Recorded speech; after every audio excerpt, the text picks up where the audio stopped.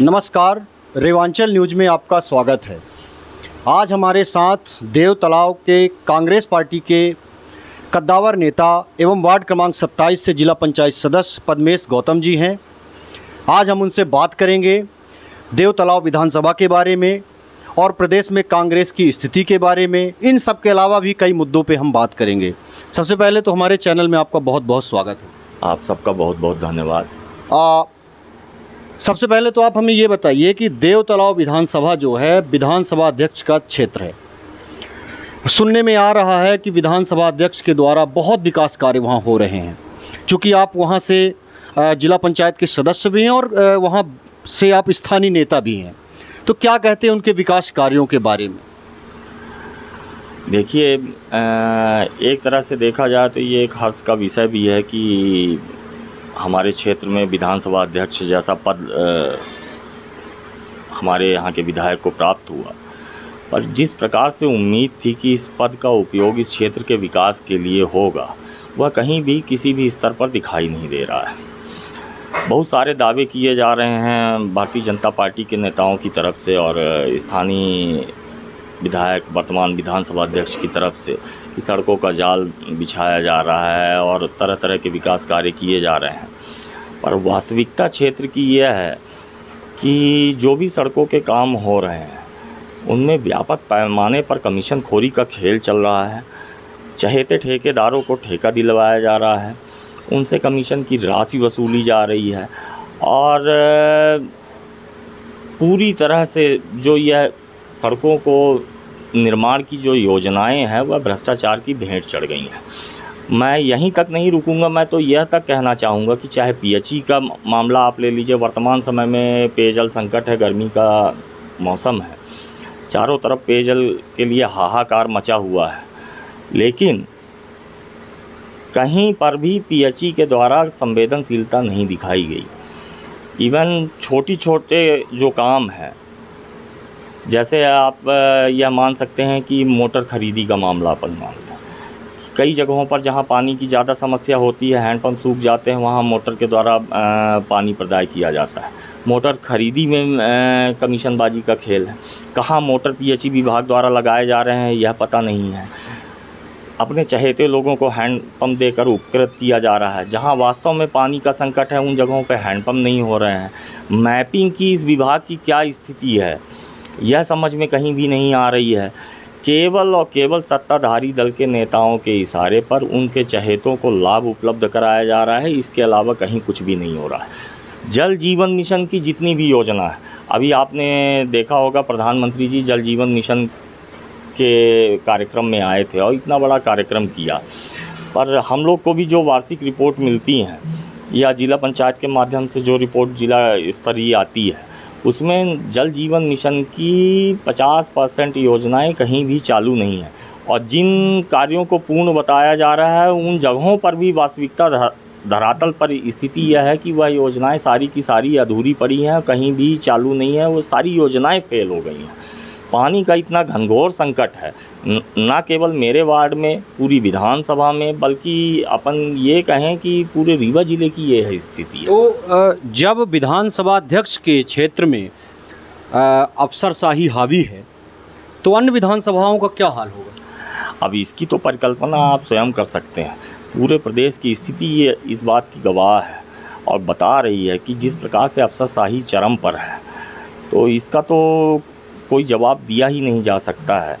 इस भारतीय जनता पार्टी की सरकार में लोग इतने परेशान हैं कि अब पूरे प्रदेश में इसी वजह से एक परिवर्तन का माहौल चल रहा है।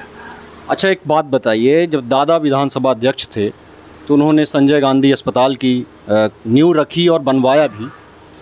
क्या कोई ऐसा विकास कार्य विधानसभा अध्यक्ष जो वर्तमान हैं उनके द्वारा देव तालाब में ऐसा कोई विकास कार्य क्या दिखा कि जो गर्व महसूस करवा सके? मुझे अपने क्षेत्र में, ख़ासतौर पर देव तालाब विधानसभा क्षेत्र में, अगर पूरे विधानसभा की बात की जाए तो मुझे ऐसा कोई भी कार्य नहीं दिखता है कि जिसे अपन यह कह सके कि यह विधानसभा अध्यक्ष के लेवल का एक महत्वपूर्ण कार्य किया गया है। हमारे यहाँ देव तालाब जिस नाम से जाना जाता है विधानसभा, वहाँ शिव मंदिर है। अभी सुनने में आ रहा है कि पर्यटन विभाग की ओर से उस पर कुछ कार्य कराए जाएंगे, टेंडर स्वीकृत हुए। पिछले 15 वर्षों से माननीय अध्यक्ष जी उस क्षेत्र के विधायक हैं। उसके पहले भी 10 वर्षों तक भारतीय जनता पार्टी के विधायक रहे। 25 वर्षों से भारतीय जनता पार्टी का लगातार उस क्षेत्र से विधायक चुनता हुआ आ रहा है। 20 साल से भारतीय जनता पार्टी की सरकार है इस प्रदेश में, पर उस देव तालाब शिव मंदिर तक का उचित जीर्णोद्धार नहीं हो पाया। तो अब विकास की स्थिति क्या है, इस बात का आप सहज अंदाज़ा लगा सकते हैं। कर्नाटक में भी भाजपा कांग्रेस को अच्छी सफलता मिली और मुद्दा भी यही रहा कि अफसरशाही, कमीशनबाजी। क्या लगता है उसका असर यहाँ पे देखने को मिलेगा?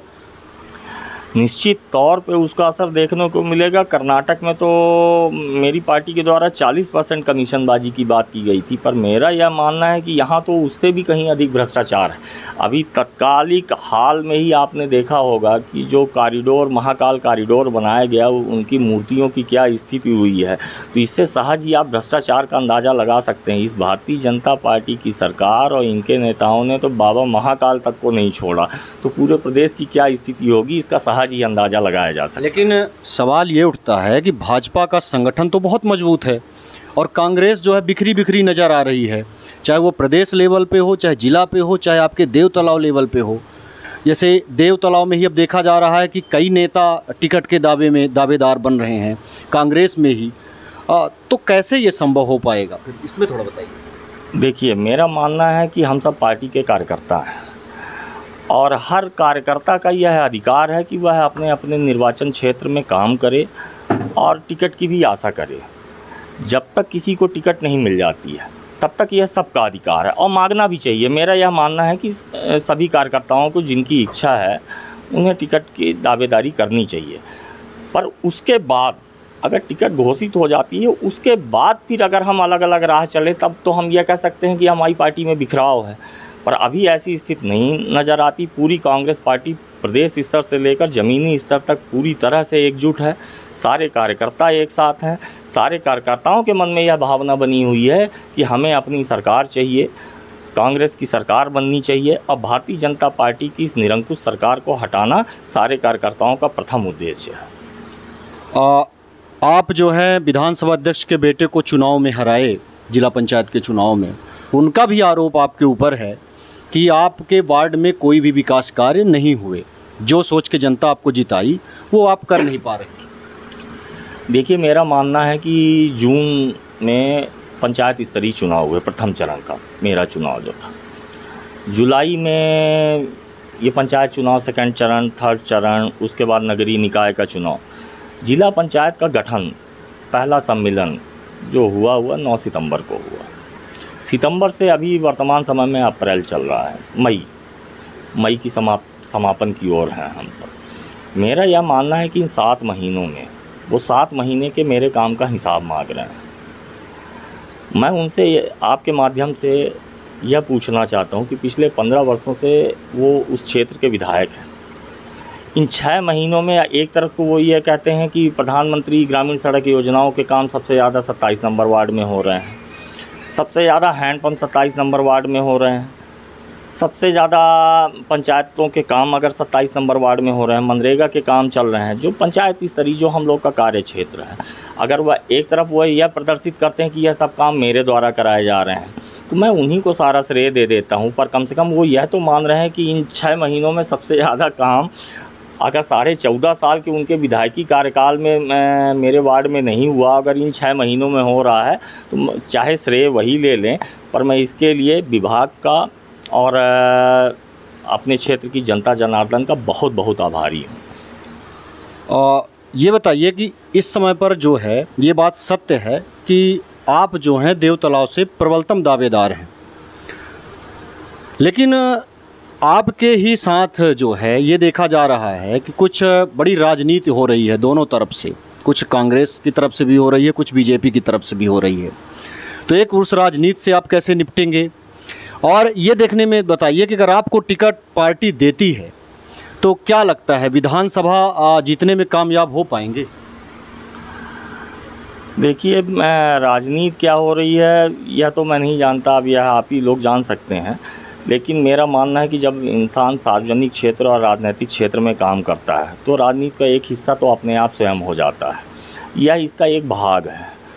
बाकी रहे आपके दूसरे प्रश्न की बात कि अगर पार्टी मुझ पर विश्वास जताती है तो निश्चित तौर पर मेरा प्रयास यह होगा कि जो पिछले 33 वर्षों से भारतीय जनता पार्टी का विधायक, या हम यह माने कि कांग्रेस का विधायक वहाँ चुनकर नहीं आया पिछले 33 वर्षों से, पिछले 25 वर्षों से वहाँ भारतीय जनता पार्टी का विधायक है, तो इस मिथ को तोड़ा जाए और वहाँ इस बार कांग्रेस पार्टी का परचम लहराए। मेरा प्रथम प्रयास यही रहेगा। तो ये थे हमारे साथ पद्मेश गौतम जी, जिन्होंने कई मुद्दों पर खुल के चर्चा की तथा बताया कि जो विधानसभा अध्यक्ष का क्षेत्र है, लेकिन वहाँ विकास कार्य जो हैं अभी भी कोई उनके स्तर का नहीं हो पा रहा है। तो लगातार रेवांचल न्यूज़ को देखते रहिए। तब तक के लिए धन्यवाद, नमस्कार। दूल्हा साफा माला दुल्हन ज्वेलरी ब्रांडेड मेकअप सभी होलसेल रेट पर उपलब्ध है। पता प्रकाश चौराहा सब्जी मंडी रीवा।